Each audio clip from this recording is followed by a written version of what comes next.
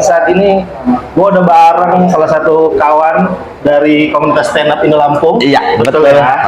Namanya siapa? Agus Firman. Agus Firman. Pesawaran Pride. Nah, ternyata kita ini sama. Sekarang tinggal di Pesawaran. Tinggal di Pesawaran, sama-sama di Pesawaran. Cuman beda desa dan Beda desa. kecamatan sama. Kecamatan sama dong, kecamatan sama. Agus ini sudah melanglang buana. Dari Pesawaran ke Bandar Lampung, terus melakukan berbagai macam pekerjaan. Iya, alhamdulillah udah banyak lah. Udah banyak. Lebih tepatnya buruh sana sini. Tapi untungnya bukan budak korporat. Sekarang jadi budak Orang korporat. ya, dari budak korporat pengen bebas, dia ini dari bebas sekarang masuk jadi budak korporat. Oh, nah justru ini bedanya? pengen bebas. Oh, malah sekarang malah bebas, lebih bebas. Pengen bebas keuangan dan finansialnya. Karena waktu pas sebelumnya kesana kesini jadi ya harian lepas lah itu agak merunduk. Malahan. Gara-gara ulah sendiri. Makanya udah berhenti yang main spin itu. Yang max itu ya. Ya. Tapi ya saya ini belum lama lah kenal banget ya, sekitar setahunan ini sama Agus. Ya, setahun 2 tahun ini lah. Ikutin juga lah sedikit perkembangannya. Jadi memang saya sepakat yang namanya manusia ini pasti bertumbuh ya. Iya, betul. Berkembang. Gitu ya. Dan saya ngelihat memang ada potensi di saudara Agus ini untuk jadi penghibur sebenarnya. Insya Allah, Masuk ke dunia amin. industri. Amin, Karena yang amin. pertama udah jelas dia ini ikut stand up. Ya, betul. Betul ya? Dari 2017 akhir. Kelas akhir ikut stand up. Terus pergaulannya makin luas. Amin. Ya, Ya. kan? Public speakingnya bagus. Ya. Udah mulai tampil nih. Ya, alhamdulillah nih rezeki. Sebenarnya kalau masalah tampil itu bukan cuma tahun ini aja, Bang. Udah dari 2021. Jadi 2020 itu keluar dari corporate sebenarnya dan itu kerja cuma ngojek dan sambil stand up. Dan alhamdulillahnya di 2022 sampai ke 2023 akhir itu setahun full hidup dari stand up, Bang. Malahan ya. Malahan, karena kalau untuk job korporetan dan alhamdulillah bisa ngebantu itu dari 2022 udah mulai rame gitu. Oke. Tapi pernah nggak satu titik itu kayaknya ini stand up ini membosankan gitu? Oh, pernah. Pengen cari yang lebih Pernah. mapan gitu. Pernah. Bukan lebih tepatnya bukan karena pengen cari yang lebih mapan. Itu kan tentang masalah bersyukur atau tidaknya orang ya. Pernah bosen stand up gara-gara 1 minggu tuh full stand up ngejob dan dibayar. Wah.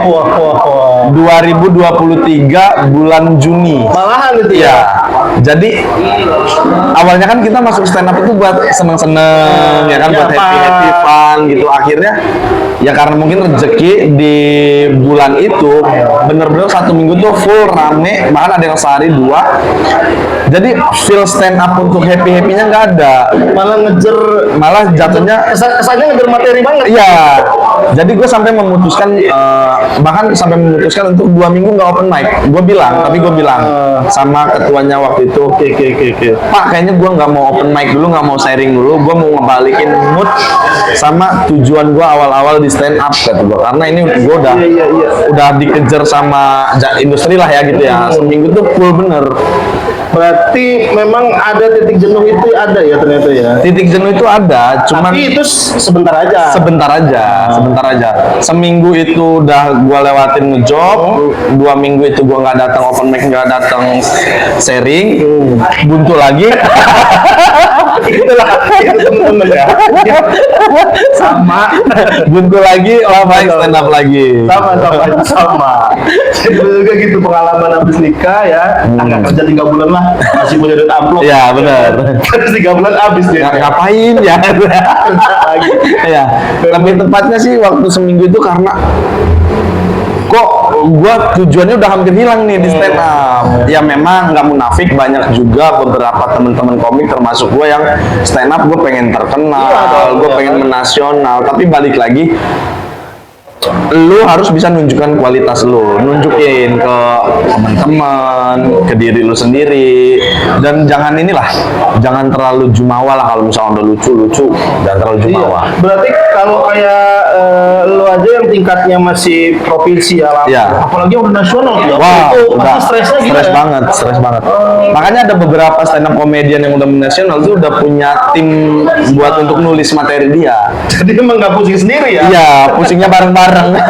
Atau katanya ada juga yang dibuatin materi gitu ya. Iya. Kalau ini kan pusing sendiri karena bikin materi sendiri. Bikin materi, paling minta bantuin teman-teman, kombut lah, ada bahasanya sharing materi gitu. Oke. Dan ini kan kerja stand up ya kan, terus aktivitas lain. Maksudnya ada nggak yang kira-kira mau dimantepin atau ini bisa jalan bareng? Kalau ngelihat sekarang ini. Untuk sekarang bisa jalan bareng.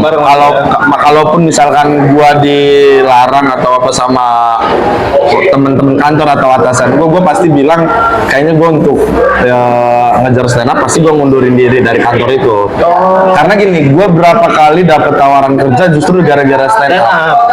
Apalagi kalau di CV gua ada public speaking dan komunitas tergabung stand up komedi Lampung itu. Ya alhamdulillahnya gue dapet panggilan cepet ya. Cepet gua. Dan ternyata itu memang kepake ya. Kepake banget ya. Kepake banget itu. Oke.